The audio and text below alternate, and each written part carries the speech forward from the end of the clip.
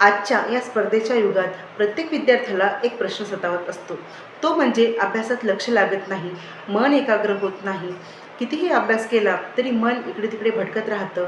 परीक्षेच्या वेळेस काहीही आठवत नाही.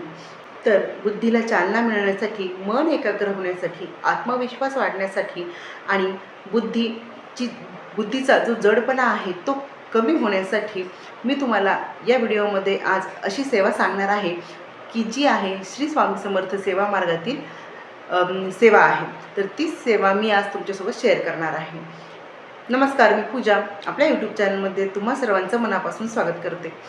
विद्यार्थ्यांसाठी तसेच स्पर्धा परीक्षा देणारे जे विद्यार्थी आहेत त्यांचं मन एकाग्र व्हावं आणि बुद्धीचा जडपणा कमी व्हावा यासाठी काही सेवा मी तुम्हाला सांगणार आहे. व्हिडिओ पूर्ण पहा, स्किप करू नका. या ज्या सेवा मी तुम्हाला सांगणार आहे त्या दिंडोरी प्रणित सेवा मार्गातील खूप प्रभावी आणि फलदायी सेवा मानल्या गेल्या आहे.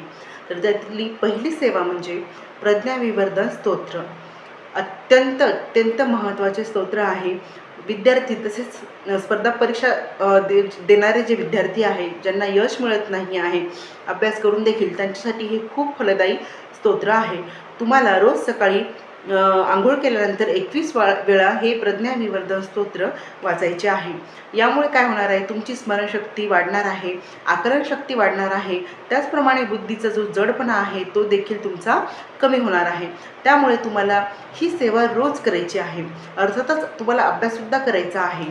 बघा, आपल्याला सेवा किंवा उपाय कशासाठी करायचं असतं की आपल्या कष्टाला नशिबाची जोड मिळाली पाहिजे किंवा देवाची साथ मिळाली पाहिजे, म्हणून आपल्याला ह्या गोष्टी करायच्या असतात. म्हणून तुम्हाला अभ्यास देखील करायचा आहे. तर ज्ञानाची अधिष्ठात्री देवी माता सरस्वती हिची सेवा तुम्हाला तुमच्या बुद्धीला सात्विकता प्रदान करते. म्हणून तुम्हाला ओम ऐं सरस्वते नमः या मंत्राचा 108 वेळा रोज जप करायचा आहे. त्याचप्रमाणे नित्यसेवेचं जे पुस्तक आहे त्या पुस्तकामध्ये सरस्वती स्तोत्र आहे ते तुम्हाला एक वेळ वाचायचं आहे. त्यानंतर गणपती बाप्पा, तुम्हाला सर्वांना माहीतच आहे गणपती बाप्पा म्हणजे विद्येचे देवता आहे, विद्या विशारद आहेत. तर त्यांची देखील तुम्हाला सेवा करायची आहे. ओम गण गणपते नमः या मंत्राचा रोज एक माळ किंवा 108 वेळा तुम्हाला जप करायचा आहे. त्याचप्रमाणे गणपती अथर्व शीर्ष खूप महत्त्वाचं मानलं गेलेलं आहे. गणपती अथर्व शीर्ष तुम्हाला 3 वेळा वाचायचे आहे. दिवसातून तुम्हाला 3 वेळा, म्हणजे तुम्ही सायंकाळी वाचा किंवा सकाळी वाचा, दोनपैकी कोण्याही टाईमला तुम्ही वाचू शकता, पण तुम्हाला रोज वाचायचं आहे. यामुळे काय होणार आहे की तुमची एकाग्रता वाढणार आहे, बुद्धी स्थिर राहणार आहे आणि अभ्यासात चांगले लक्ष लागणार आहे.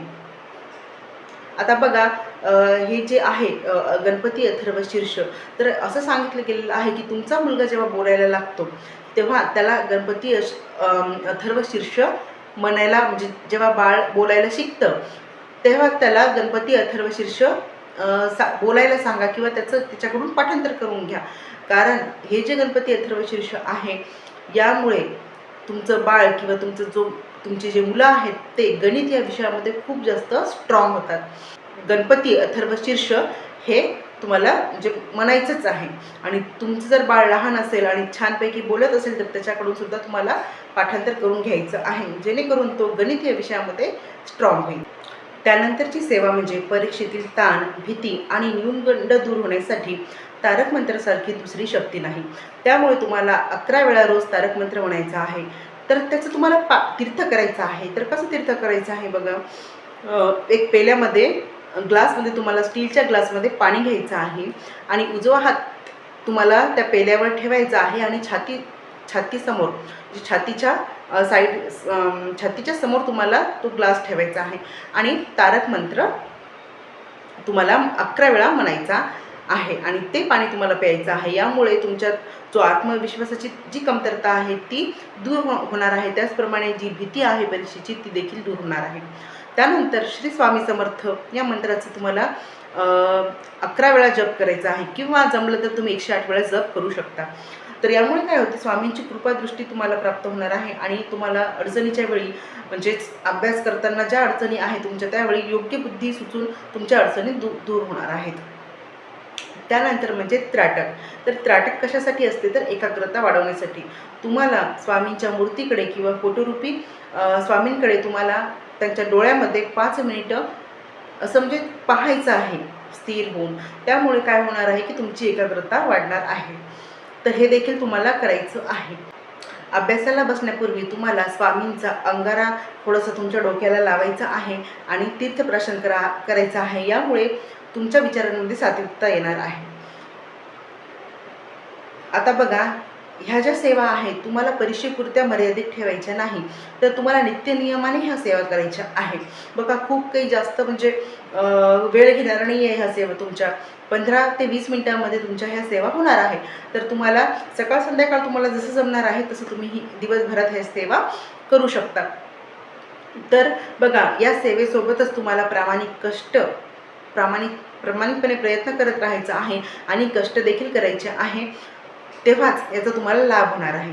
कारण कष्टाशिवाय तर काही पर्याय नाही, कष्ट करावंच लागणार आहे. आणि तुमची एकाग्रता आणि तुमचं जे खचलेलं मनोबल आहे, तुमचा आत्मविश्वास तुम्हाला पुन्हा प्राप्त होण्यासाठी ह्या सेवा आहे.